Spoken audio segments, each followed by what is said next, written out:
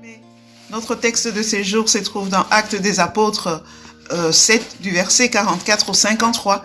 En fait, dans ces passages, Étienne continue à se défendre par rapport aux accusations qui sont faites à son égard par les Sanhédrins. Et le verset vraiment qui a attiré vraiment mon attention, c'est le verset 48, quand il parle de cette maison que David veut construire pour Dieu, et finalement que Dieu n'a pas permis que ce soit David qui la construise pour lui, mais à son fils Salomon. Et là, il va mettre en évidence le fait que quelle est cette maison qui peut contenir la grandeur de notre Dieu? N'est-ce pas lui, créateur de toutes choses? N'est-ce pas lui qui détient l'univers entre ses mains?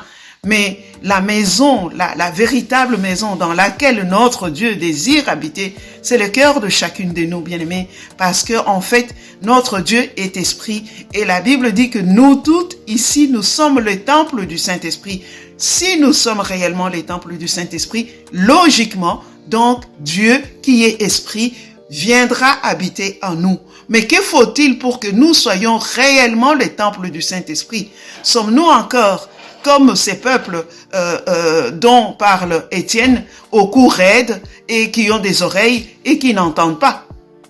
Si tel est le cas, l'occasion nous est donnée aujourd'hui de pouvoir nous arrêter pendant quelques instants, de nous examiner et avec l'aide du Saint-Esprit pour essayer de voir clairement qu'est-ce qui fait que Dieu n'habite pas en moi. Qu'est-ce qui fait que mon cœur n'est pas encore les temples du Saint-Esprit, n'est pas encore cette maison dans laquelle mon Dieu, mon Créateur, désire venir demeurer. Et c'est vraiment une question que je nous pose et que je demande à chacune de nous de réfléchir. Et de l'autre côté, je suis étonnée par l'attitude d'Étienne.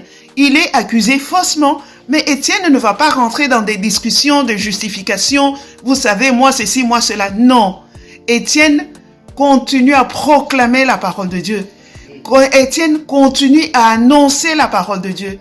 Parce qu'en fait, son cœur était habité par son Père, le Dieu d'amour, de miséricorde, de compassion. Et il avait ses yeux fixés sur beaucoup plus grand que ceux qui se présentaient devant lui. Parce qu'il avait la foi.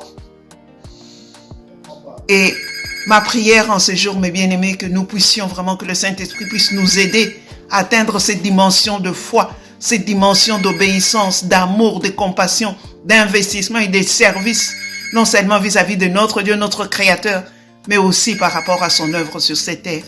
Excellente journée, soyez bénis.